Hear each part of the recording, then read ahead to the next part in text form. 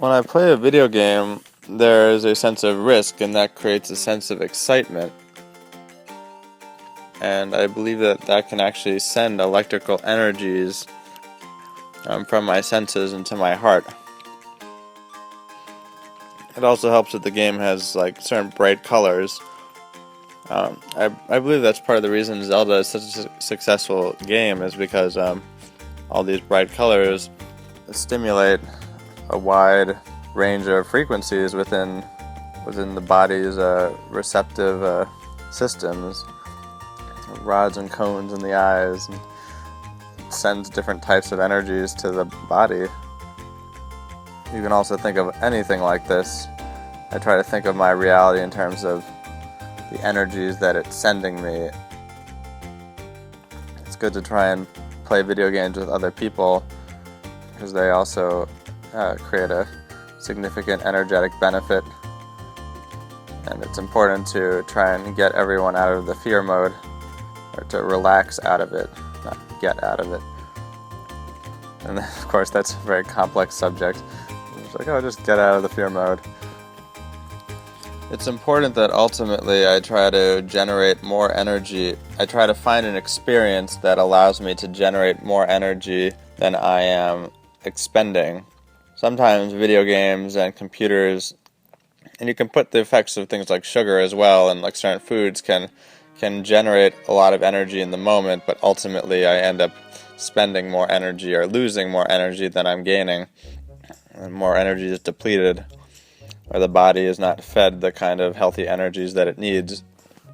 So when I play my video games, if I'm doing it alone, there's this effect where it appears like I'm gaining energy for a while, but then after hours and days of playing video games and watching TV alone, I'm in this kind of illusion of gaining energy because my senses are still receiving energies, but it's ultimately not enough to satisfy my body and my heart. So after days and hours, I start to feel fuzzy in my mind, and I start to feel a strange depression and sadness, and then my mind takes advantage of this sadness, you could say, and projects all kinds of negative thoughts about my reality, and it spirals downwards, because I don't really even understand where the sadness came to begin with. It kind of creeps up on me because I'm not really aware of these other subtler energies in my environment.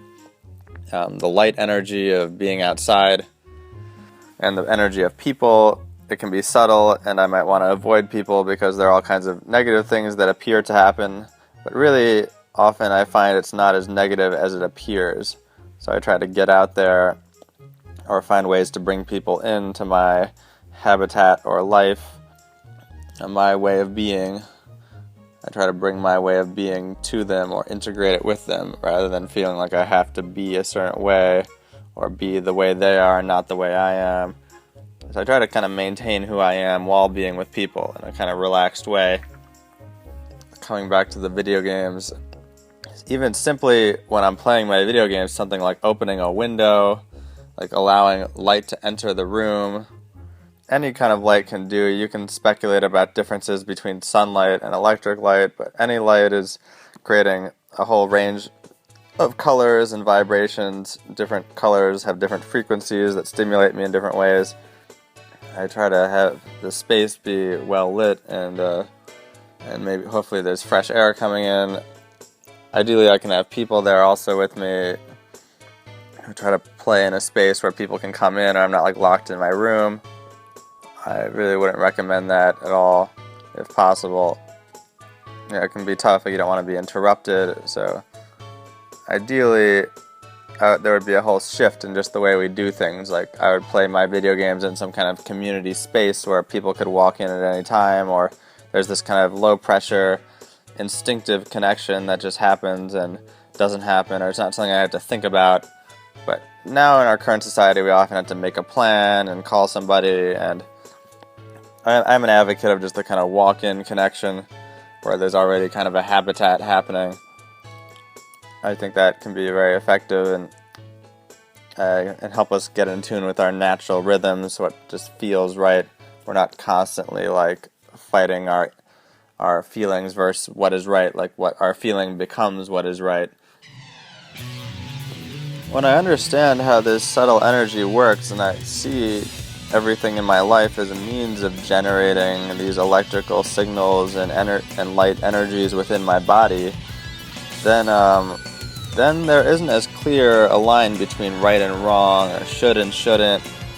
I don't have to be as strict, like, okay, no video games, or okay, all video games, or I don't feel like it, and this is the right thing that I should make myself do, or I should push myself. Everything becomes a little more gray, and I'm able to find my own natural human rhythm, and a slow way of integrating into the environments that make me feel my best. I understand that community and environment is an essential factor in allowing the human organism to thrive.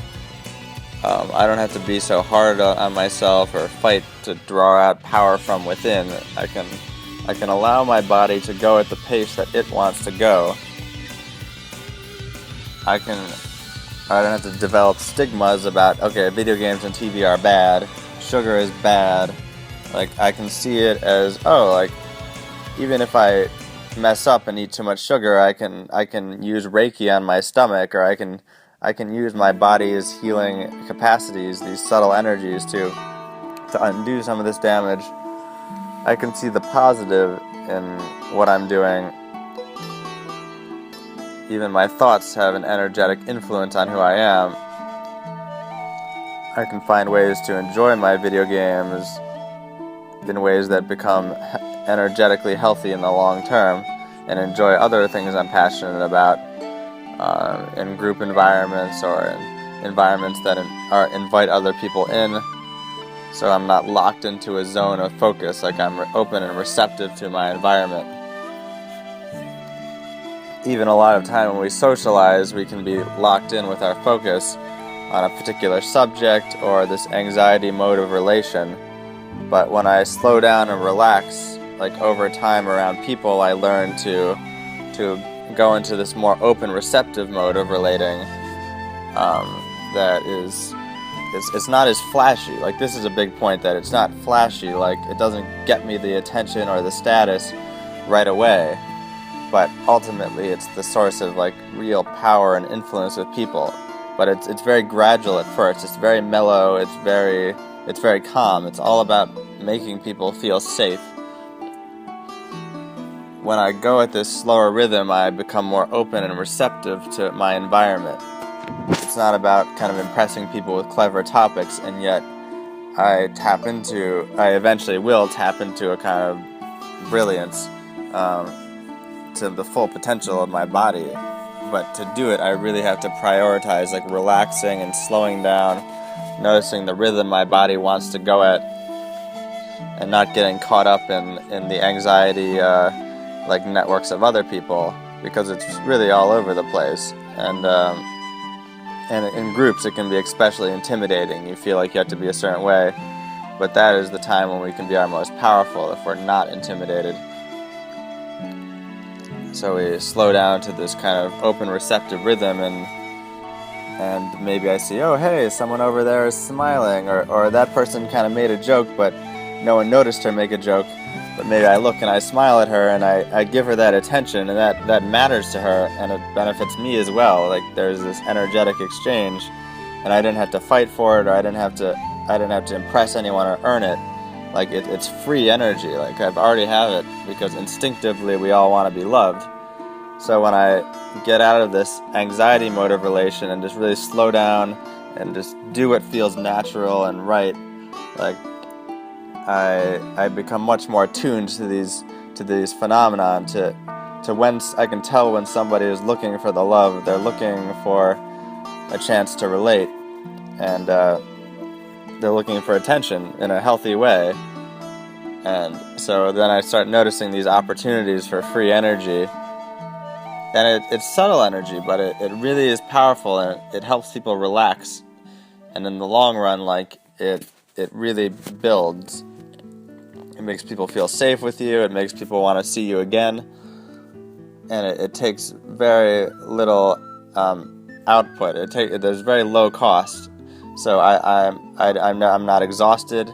I can do it. I can feel totally good about it. So there's very little exhaustion. There's no exhaustion associated with this, and there's a very high ultimate benefit.